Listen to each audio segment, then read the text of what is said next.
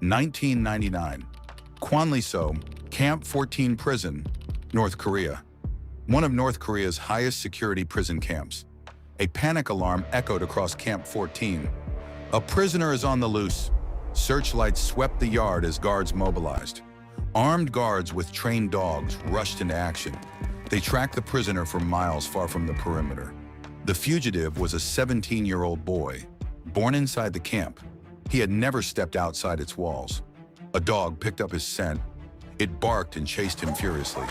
Within seconds, it caught up to him, locking its jaws into his trousers, dragging him and knocking him against a log of wood. He was immediately surrounded by North Korean armed guards. This was Shin Dong-hyuk, born inside a North Korean prison on November 19, 1982. For 16 years, his world consisted only of high walls, steel bars, and forced labor. He had stared at the mountains beyond the fence while hauling coal and carrying heavy stones heavier than his own hunger-thinned body. The mountains looked peaceful, like another world. Another prisoner, Park, as everyone called him, arrived at the camp, dragged by guards, hands tied, face empty. No explanation, no court trial. Punishment came first, reasons later. He was assigned to forced labor under constant surveillance. In the prison, a new prisoner talking about the outside world to others could mean punishment or death. So he stayed silent, but he kept his memories alive. He noticed Shin, young, thin, watching everything carefully, naive. Shin sounded like someone with no idea of the outside world, curiosity in his eyes. Park decided to talk to him when the guards were far away and the camp was quiet. Park whispered to him. He asked about his life. That was when he realized Shin had never been outside the prison. So Park told him about life beyond the prison fence, about free streets, families living without fear, and people making their own choices. Shin listened. For the first time, he understood the world was bigger than the camp. That truth changed him. He knew he couldn't breathe in the prison anymore. Shin decided to escape the camp. If caught, the consequence would be public execution or severe torture. Although he didn't even know what freedom truly meant, he believed Park's words about the world beyond the prison walls. In 1999, he put his plan into action. Shin was born in the prison. He knew the routine, the guard shifts. He understood the loopholes. He had been there for years. Every guard knew him as the prison boy. During the guard's night shift, Shin sneaked out. He ran toward the camp's outer fence at night. For a few seconds, there was nothing but the sound of his own footsteps. In a moment that would change everything, a guard from the watchtower saw him. The panic alarm screamed across the facility. In seconds, boots pounded the ground behind him. Trained dogs were unleashed, fast, merciless. Shin ran until his lungs burned raw. His feet split open on ice and rock. His heart beat louder than the barking behind him. But the dogs were faster. He was quickly chased down by guards and dogs before reaching freedom. He was dragged back into the prison and severely tortured for days. The dog bite on his leg was left untreated. He thought he was not going to make it, but he survived. He was transferred to Camp 18. In Camp 18, another brutal labor camp, his life continued under the same silence, fear, and control. What he once connected to one camp was later understood to have happened in Camp 18. He lived in constant pain, his mind mastered torture and survivor. It protected itself by softening details of the pain, consoling him with the thought that he would see the outside world someday. Whether it was Camp 14 or Camp 18, the reality was the same. Hunger that never ended, orders that could not be questioned, punishment that came without mercy. The location of the suffering changed in his memory, but the suffering never ended. In prison, he was reminded of something the camp had taught him since birth. You are not meant to live out there. You belong here. This prison is your home. Shin is a child the world never saw. Shin wasn't arrested. He wasn't sentenced. He was born inside a North Korean political prison camp.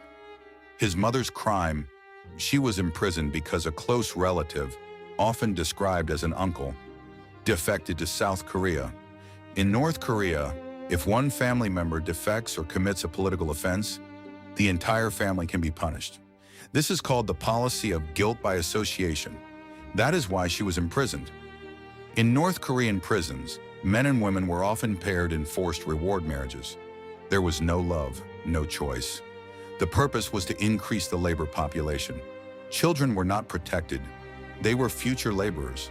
From childhood, Shin learned 3 rules in prison: obey, work, report, especially your own blood if they tried to escape the prison.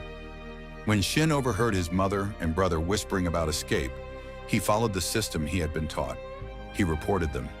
At the time, he was around 10 years old. He believed it was right. He watched them executed. He did not cry, not because he was strong, but because he did not yet understand what he had lost.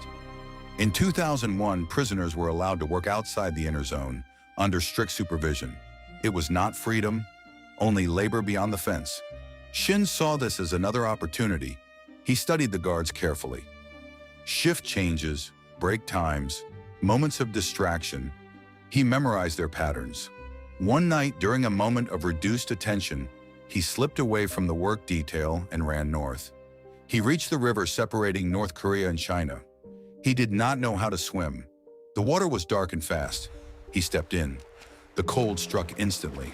The current pushed hard against his legs.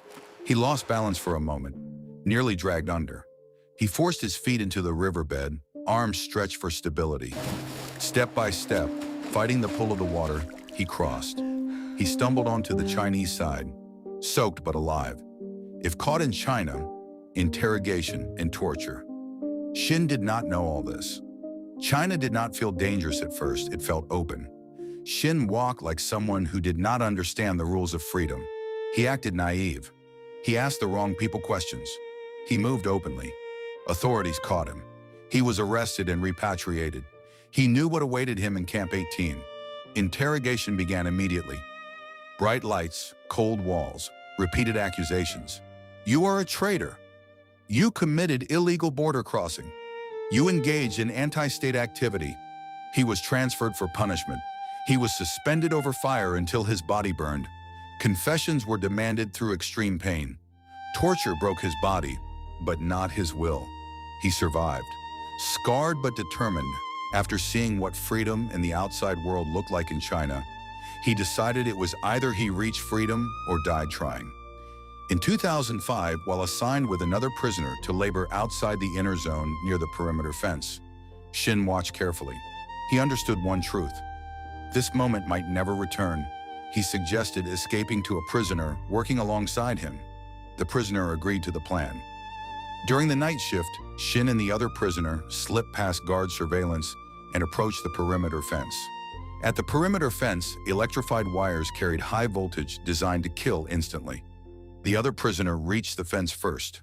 Without hesitation, he grabbed the electrified wire in an attempt to climb over the prison fence to freedom. Electricity surged through his body. He collapsed immediately, his body falling against the wire. The current shifted briefly. Shin was terrified but saw his chance in the face of death. He climbed over the body. Electric shock burned through his legs as he crossed. Pain exploded through him, but he did not stop. He reached the other side. He ran into the darkness. There were no alarms in that moment, only silence. For the second time, he crossed into China. He was more careful now. He knew if he were caught this time, the consequences would be death. He hid. He moved constantly. He worked small jobs. He acted like a poor local worker and never stayed in one place too long, gathering relevant information. He crossed through China, Laos, Thailand. Finally, in 2006, he arrived in South Korea. He was received by government resettlement officials and entered Hanawon, the resettlement center for defectors. Shock of freedom. He saw supermarkets full of products, people arguing freely, traffic lights, elevators, ATM machines, automatic doors, television with endless channels, children who had never known hunger. Everything confused him. Money confused him. Technology confused him. Choice overwhelmed him. He had never made a free decision before. Freedom was beautiful and terrifying. He struggled academically because formal education had never been part of his life. Classrooms felt unfamiliar. He learned English through study and practice. He later enrolled in university to study human rights and international systems. he became a student again, something impossible inside the camp. His current life today, he has worked as a human rights speaker, an advocate for North Korean prisoners, a public witness before international organizations. He has lived in South Korea and the United States.